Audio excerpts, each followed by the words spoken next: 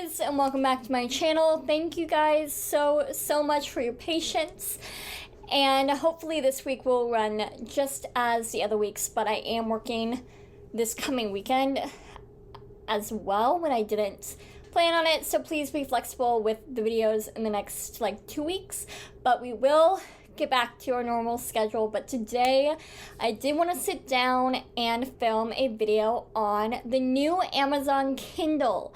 So Amazon announced a new Kindle coming very soon, and I actually have an article kind of pulled up. I don't think it has a date yet. But basically, there's a couple things to unpack here, and I thought since I have been actually getting comments about it, I would go ahead and sit down and get a video out all about the new reader. So go ahead and grab a cup of tea or a drink and a snack, and let's get into it. Alright, so the update that they are going to be doing... I don't have my Kindle. So the update that they are going to be doing is for the Paperwhite, and the Paperwhite is the middle-of-the-road Kindle. It's their best-selling version and best-selling Kindle. It's my blue Kindle. If you guys have seen it, I've done a whole review on it, and I had the Oasis, but I don't know where I put it. I had it here to show you guys, but I don't know where it just went. It was on my desk. So basically, this is the Kindle Oasis. The Oasis is the one that has the ergonomic design, has a bigger screen, and has 2 buttons. So the Paperwhite is just the basic plastic model. This has a little bit of a metal backing. So let's get into what they're upgrading from the middle grade. So the first thing is that it's getting a bigger display. It's getting a 6.8-inch display, which is also going to be getting a new color change. So it's going to have yellow light to it, which is actually a huge selling point of the Kindle Oasis. You can get that warm light so it doesn't disrupt your sleep or your eyes or your skin, because yes, as an esthetician, I am here to tell you, blue light from your computer can damage your skin. So it's also going to have USB-C charging, which is apparently a huge thing. I don't really mind it. I'll just buy the charger that I need. But apparently everyone's freaking out about the new charging port. It is going to be USB-C, where the Kindle Oasis is still going to have the other USB port. Another aspect they are changing is the battery life. Instead of 6 weeks, it's going to have a 10-week battery, which I think is insane, because even with my Paperwhite, the battery is insane. I think it's still up and running, and I haven't touched it since vacation in July.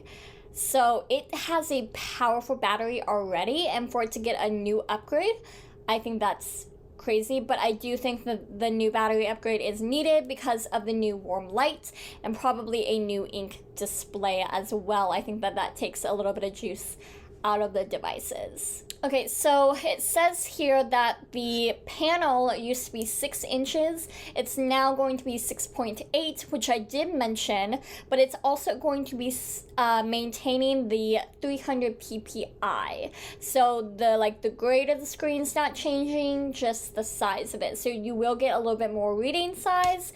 And I think that it did up and down instead of side to side, but I could be mistaken on that. So actually, yes, it says Amazon has shrunken down the bezels on the new Paperwhite. So they just made the bezels a little bit smaller.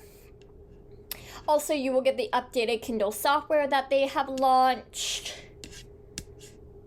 which I won't go into because I'm not techie like that.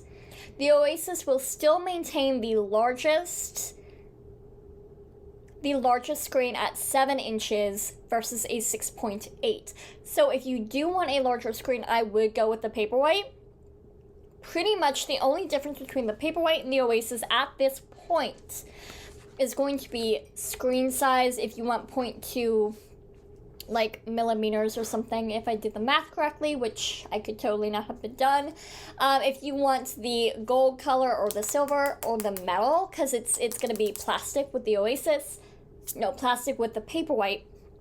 And if you want this little bezel right here, That's also going to be a difference. And then also the buttons.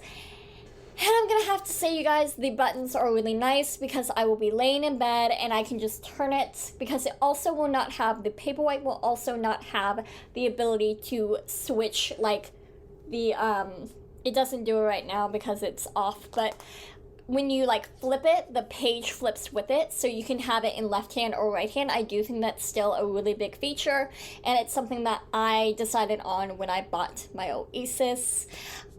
So that's going to be different. The charging port is going to be different, and also it's going to have 25 LEDs. The Oasis is compared to the Paperwhite, which is still going to have that 300 PPI. So the Paperwhite is going to get a $10 increase.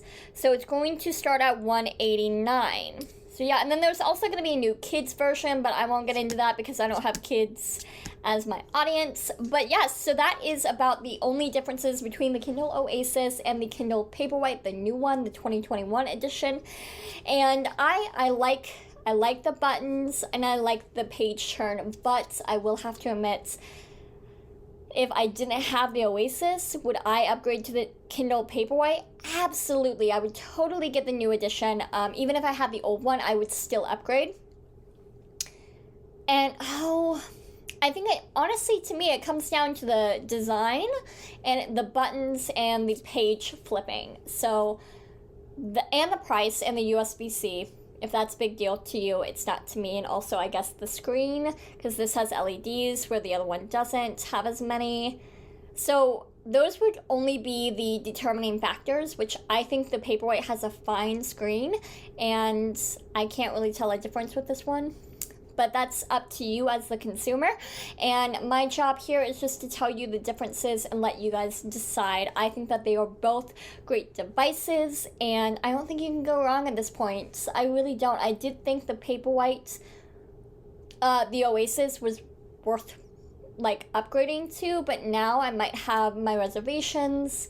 But again, it still has the buttons, and to me, the buttons are what makes this device. So it's up to you to decide, but I thought I would give you guys an update since I have been getting comments about it. And I hope that this video was helpful. If it was, please give me a big thumbs up and subscribe for more content like this.